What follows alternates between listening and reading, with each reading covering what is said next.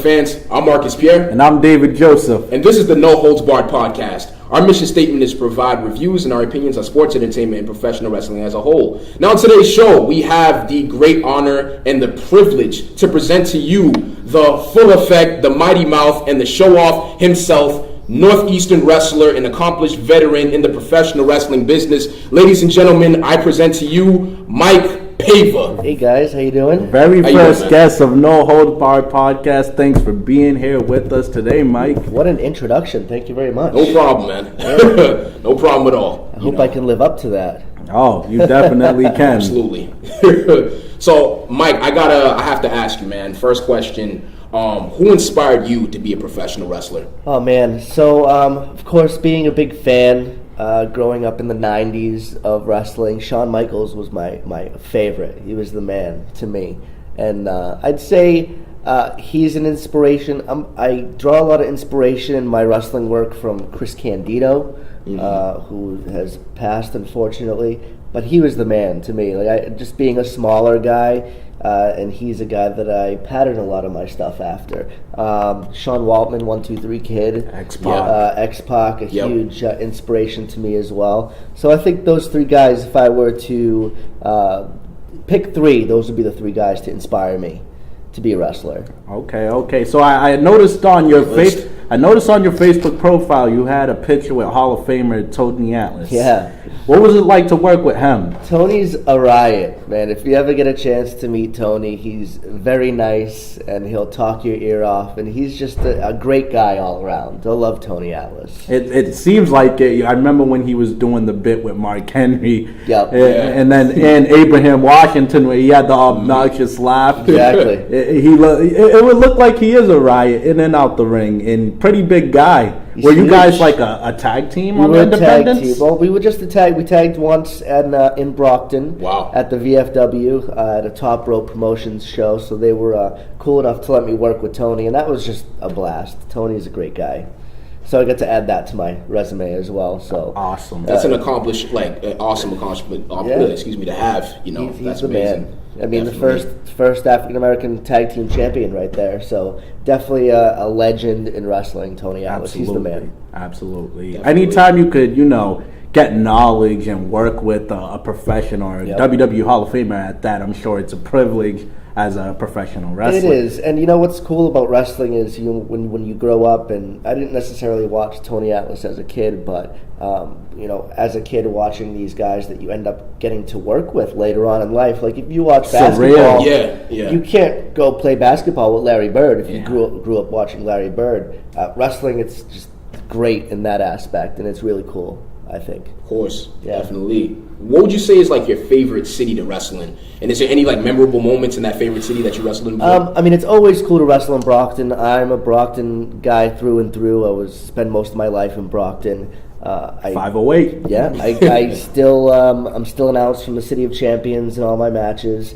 So being able to wrestle in front of family and a hometown crowd, I don't know if I'd call it a favorite place, but definitely a very cool place to wrestle is at the Brockton Fair, which I've done a couple of times. At the fair before? At the fair, wow. I was able to team with Bruce the Barber Beefcake at the Brockton Fair, which was very cool. So that's a very cool thing for me because I used to always go to the fair. And I remember being a kid going to the fair and there was wrestling going on, and a young Triple H was there before he was even making it big. Triple H was there, Greg Valentine was there, and it was just it was very cool. And since then, I'm like, I have to wrestle at the fair, and I have. So it's a cool accomplishment personally for me. I think that is pretty cool. I wasn't aware that independent wrestlers wrestled at the fair. That would drive me to the fair more often.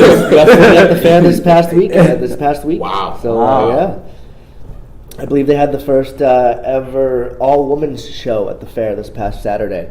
So I think that's pretty cool as well. That is pretty cool. We see a definite women's revolution going on in wrestling, and I'm glad that they're starting to get taken seriously as much as the men. Speaking of being taken seriously, Mike, it's no secret that wrestling is known as the land of the giants. Typically they want the bigger, muscular, the 6'4", 250 plus guy. Mm-hmm. Was it hard breaking into the wrestling industry initially because of your height? I wouldn't say it was hard. Definitely a lot easier than it was in generations past. I think when I broke in around 99, I had a lot of help with guys like Mike Baker, who was my head trainer, and he'd always help me out with things that smaller guys should do to make it a little bit more flashy and to make myself more noticed, because you're right, it is a big man's sport, and being a smaller guy, you're kind of an attraction, yes, type of thing. So,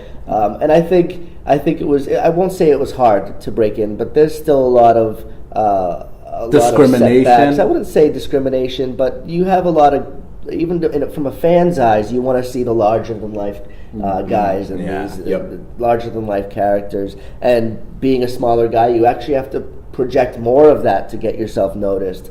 And I think now height really doesn't matter unless you're, I'm talking to Vince McMahon, who wants to exactly. So I'm happy with doing my weekend shows and entertaining fans all over the place. So I'm happy doing that. Okay, all right. And you said it best, project like just your personality, even though you're a smaller size, but you actually projected a few nicknames, like Mighty Mouth and Show Off and Full Effect. So how did you get those nicknames? More than a few. Full Effect is funny because we're talking about larger than life characters and really big guys. Rick Fuller, who was a local guy in this area who had a few matches in WCW back in the day. He really kind of took me under his wing. And the only thing I can think of is how that happened. He showed up to training at Yankee Pro in New Bedford one day, and being fans, we knew exactly who Rick Fuller's here. Like, holy crap, Rick Fuller's coming here. And we, at the end of training, we'd have a little match with all the trainees involved, and Rick Fuller was in there. I'll never forget, he put me in a powerbomb position, and he looked over to my trainer, Brickhouse Baker, and he said, "Hey, how long has this kid been working?" And Brickhouse said, "He's fine." So he powerbombed me to hell, man. I will never forget how hard he slammed me down on that mat. Biggest bump you ever took? Hardest. I mean, my head. A big thing in wrestling is protecting your head from hitting the mat, and I couldn't even tuck my chin. He put me down with such force. I slammed on that mat, and he asked me if I was okay. I said yes, sir. Pinned me, and I was out. And after that, he just kind of really took a liking to me, which I thought was really cool. He'd help me with certain things. I'd help him get ready for his matches with his stretching and all that. And he always told me, keep on eating, get bigger. And even after you're full, keep on eating. So I thought that was really cool. But his nickname was the Fuller Effect. Oh, so, okay.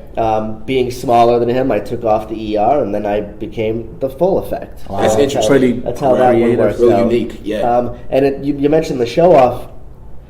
I was the Show Off before Dolph Ziggler was the Show Off, and that's a fact. And I could have went for some legal action for that, but I didn't want to. Not worth it. Not worth it. I know a couple guys who had their names kind of taken from WWE, and they went to sue them, and they wanted all that. I don't. I'm not. That's a lot of trouble. I'm not about that life. Yeah, What am I gonna get? $1,000, and I have to if that. I have to give half of it to my lawyer. I'm all set with that. So instead, I came up with the original Show Off. Take that, Dolph Ziggler. You just said take Dolph if you're hearing that. Show Off 2.0. Yeah, right. Here's the number one. But you just said something that segues perfectly into my next question. You emphasized that learning the game of professional wrestling, you guys emphasized tucking your neck.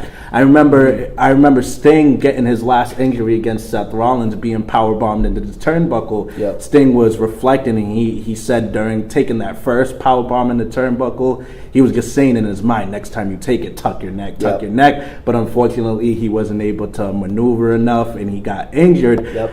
Obviously, this stigma to pro wrestling, and people don't think you get hurt in there. Tell us if you had any major injuries, and tell us the pain that you endure. I've been very lucky not to have many major injuries. I've never broken a bone in my body in my entire life. Wow, that's a blessing. Yeah, I have had, although several concussions throughout the years, and especially before concussions became such a widely known thing now. Nobody really knew how to treat concussions, or what you should do after you get a concussion, or how long you should stop from any strenuous activity after concussions. So I'd say that's probably done some damage. So as far as injuries go, I've been busted open a few times. I remember one time in particular, Fandango, who was Johnny Curtis at the time, had a lot of matches with him and his partner, who was Kenny from the Spirit Squad. Where you ultimately want it to go? Wrestling for Reading is a fundraiser done every year by a group up in Newburyport, Massachusetts, Atlantic Pro Wrestling. And I'll give a shout out to Big Woody and Joe Moakley and all those guys over there. They do a really good job with the community, and as I'm not actually affiliated with them in a business standpoint, but I do work for them here and there. So I've done 3 Wrestling for Reading events with them, and all the money goes towards buying books for the students up in that area. So I think that's very cool, and wrestling and fundraising go hand in hand. If you want to make some money for your fundraiser, have a wrestling event, and you'll make a lot of money. I think that's my. It's opinion. A smart idea. It is a smart idea. Okay. So APW, Atlantic Pro Wrestling up on the North Shore, Wrestling for Reading. I'm sure they'll be doing one next year as well. Wow, that sounds like a great event, a good way to give back to the community. Definitely. It's amazing. Help out kids. And that's what it's all about, really. The kids are what it's all about.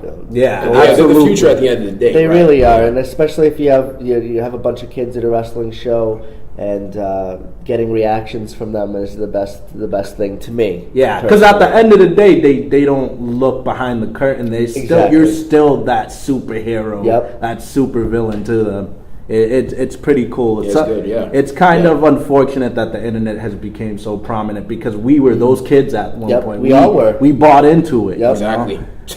Definitely. Unfortunately, we are running out of time, but there will be a part 2 to this interview. David Joseph here, Marcus Pierre here, Mike Paiva. We're interviewing him. And remember, we'll hold your attention.